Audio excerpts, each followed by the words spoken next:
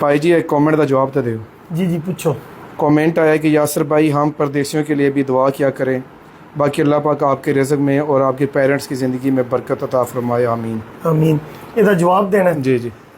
ਲੋ ਜੀ, ਇਹਦਾ ਜਵਾਬ ਹੈ ਵੇ ਕਿ ਪਰਦੇਸੀਆਂ ਦੇ ਨਾਲ ਮੇਰੀ ਜਿਹੜੀ ਹੈ ਨਾ ਦੁਆ ਹਮੇਸ਼ਾ ਹੀ, ਕਿਉਂਕਿ ਮੈਂ ਆਪ ਪਰਦੇਸੀ ਹਾਂ ਔਰ ਸਾਡੇ ਮੁਲਕ ਦੀ ਤਰੱਕੀ ਦੇ ਵਿੱਚ ਪਰਦੇਸੀਆਂ ਦਾ ਬਹੁਤ ਜ਼ਿਆਦਾ ਹੱਥ ਹੈ।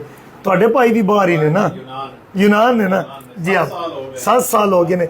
ਲੋ ਜੀ, ਮੈਂ ਪਰਦੇਸੀਆਂ ਨੂੰ ਨਾ ਇੱਕ ਗੱਲ ਜ਼ਰੂਰ ਆਖਾਂਦਾ ਜਿਹਦੇ ਵਿੱਚ ਤੁਹਾਡੇ ਗਮ ਜਿਹੜੇ ਨੇ ਨਾ ਉਹ ਅੱਧੇ ਹੋ ਸਕਦੇ ਨੇ, ਕਿਉਂਕਿ ਪਰਦੇਸ ਦੀ ਜ਼ਿੰਦਗੀ ਇੰਨੀ ਸੌਖੀ ਕੋਈ ਨਹੀਂ। ਅਸੀਂ ਜਿਹੜੇ ਲੋਕ ਪਾਕਿਸਤਾਨ ਵਿੱਚ ਨੇ ਨਾ, ਜਿਨ੍ਹਾਂ ਦੇ ਬਾਹਰ ਨੇ, ਉਹ ਕਹਿੰਦੇ ਨੇ ਜੀ ਫਲਾਂ ਮੁਲਕ ਵਿੱਚ ਬੜਾ ਖੁਸ਼ ਹੈ। ਉਹਨਾਂ ਨੂੰ ਇਹ ਨਹੀਂ ਪਤਾ ਉਹ ਕਿੰਨੀਆਂ ਮਿਹਨਤਾਂ ਕਰਦਾ, ਆਪ ਪਕਾਉਂਦਾ, ਆਪ ਕੱਪੜੇ ਧੋਂਦਾ, ਆਪ ਸਫਾਈ ਕਰਦਾ ਔਰ ਬਹੁਤ ਮੁਸ਼ਕਿਲ ਹੈ ਆਪਣੀ ਫੈਮਿਲੀ ਤੋਂ ਸਿਵਾ। ਖਾਸ ਤੌਰ 'ਤੇ ਉਹ ਲੋਕ ਜਿਹੜੇ ਸ਼ਾਦੀशुदा ਨੇ, ਜਿਨ੍ਹਾਂ ਦੇ ਛੋਟੇ ਛੋਟੇ ਬੱਚੇ ਨੇ, ਜਾਂ ਉਹ ਲੋਕ ਪ੍ਰਦੇਸ਼ ਵਿੱਚ ਜਿਹੜੇ ਬਾਹਰ ਨੇ, ਕੋਈ ਐਸੀ ਬਿਮਾਰੀ ਆ ਜਾਏ ਜਾਂ ਕੋਈ ਪਿੱਛੋਂ ਉਹਨਾਂ ਦਾ ਪਿਆਰਾ ਤਕਲੀਫ ਵਿੱਚ ਹੋਵੇ, ਉੱਥੋਂ ਪਤਾ ਲੱਗਦਾ ਹੈ ਕਿ ਪਰਦੇਸੀਆਂ ਦੀ ਤਕਲੀਫ ਕੀ ਹੁੰਦੀ ਹੈ। ਅੱਛਾ ਜੀ, ਤੁਹਾਨੂੰ ਮੈਂ ਇੱਕ ਮਸ਼ਵਰਾ ਦਿਆਂਗਾ ਜਿਹਦੇ ਵਿੱਚ ਤੁਹਾਡੀ ਨਾ ਪਰੇਸ਼ਾਨੀ ਘਟ ਜਾਵੇ। ਉਹ ਇਹ ਵੇ, ਜਿਸ ਵਕਤ ਤੁਸੀਂ ਆਪਣਾ ਮੁਲਕ ਛੱਡੋ ਨਾ, ਇੱਕ ਇਰਾਦਾ ਕਰੋ ਕਿ ਤੁਸੀਂ ਕਿੰਨੇ ਸਾਲ ਵਾਸਤੇ ਬਾਹਰ ਜਾ ਰਹੇ ਹੋ। ਮਿਨੀਮਮ ਤੁਸੀਂ 10 ਸਾਲ ਸੋਚ ਲਓ। ਛੱਡਦਿਆਂ 12 13 14 15 ਸਾਲ ਲੱਗ ਜਾਂਦੇ, ਵਾਪਸ ਆ ਜਾਓ, ਕਿਉਂਕਿ ਤੁਹਾਡੇ ਬੱਚੇ ਵੱਡੇ ਹੋ ਰਹੇ ਹੁੰਦੇ ਨੇ, ਉਹਨਾਂ ਨੂੰ ਤੁਹਾਡੀ ਜ਼ਰੂਰਤ ਹੈ। ਤੁਸੀਂ ਬਾਹਰ ਪੈਸੇ ਕਮਾਉਂਦੇ ਰਹੋ, ਬੁਢਾਪਾ ਬਾਹਰ ਕਰ ਲਓ, ਔਲਾਦ ਵੱਡੀ ਹੋ ਜਾਏ, ਉਹਨਾਂ ਦੀ ਤਰਬੀਅਤ ਹੋਵੇ ਕੋਈ ਨਾ, ਫਿਰ ਉਸ ਪੈਸੇ ਦਾ ਕੀ ਫਾਇਦਾ। ਠੀਕ ਹੈ ਨਾ, ਪੈਸੇ ਕਮਾਓ, ਵਾਪਸ ਕਰ ਲਓ, ਕੁਝ ਖਰਚ ਕਰੋ, ਕੁਝ ਸੇਵਿੰਗ ਕਰੋ, ਆਪਣੇ ਮੁਲਕ ਵਿੱਚ ਆਓ।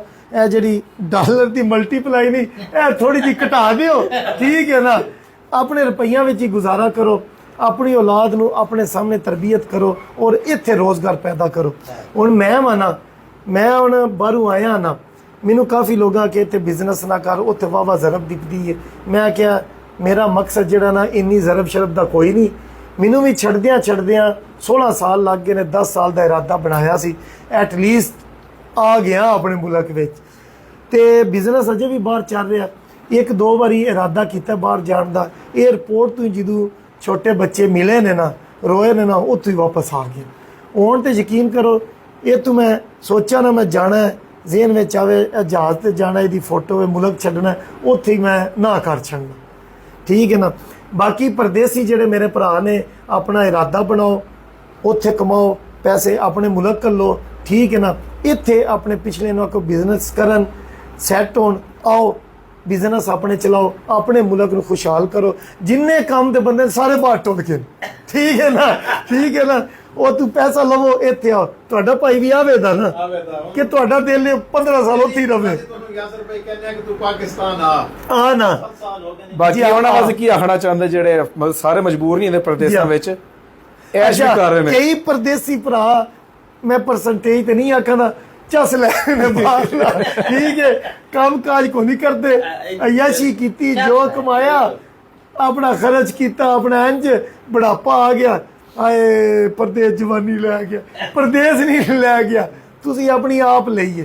ਯਾਰ ਮਿਹਨਤ ਕਰੋ, ਦਿਨ ਰਾਤ ਇੱਕ ਕਰੋ, ਡਬਲ ਸ਼ਿਫਟਾਂ ਲਾਓ, 8-10 ਸਾਲ ਲਾਓ, ਪੈਸੇ ਆਪਣੇ ਮੁਲਕ ਲੈ ਕੇ ਆਵੋ, ਜੌਬਾਂ ਦਿਓ, ਰੋਜ਼ਗਾਰ ਦਿਓ ਲੋਕਾਂ ਨੂੰ, ਆਪਣੇ ਮਾਂ ਬਾਪ ਭੈਣ ਭਰਾ ਆਪਣੇ ਬੱਚਿਆਂ ਦੇ ਵਿੱਚ ਜ਼ਿੰਦਗੀ ਗੁਜ਼ਾਰੋ। ਇੰਨੀ ਸਾਰੀ ਜ਼ਿੰਦਗੀ ਹੈ, ਠੀਕ ਹੈ ਨਾ।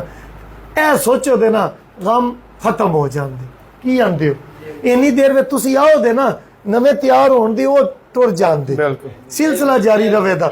ਇੰਜ ਨਾ ਹੋਵੇ ਤੁਸੀਂ ਵੀ ਉੱਥੇ ਰਹੋ, ਇਦੋਂ ਵੀ ਜਾਂਦੇ ਜਾਣ, ਤੇ ਪਿੱਛੇ ਫਿਰ ਕੀ ਬਣੇ, ਫਿਰ ਰੋਜ਼ਗਾਰ ਤੇ ਫਿਰ ਕੋਈ ਨਾ ਚੱਲਿਆ। ਇੰਜ ਹੀ ਹੈ ਨਾ, ਠੀਕ ਹੈ ਨਾ। ਤੇ ਐਂਡ ਤੇ ਪਾਕਿस्तान जिंदाबाद।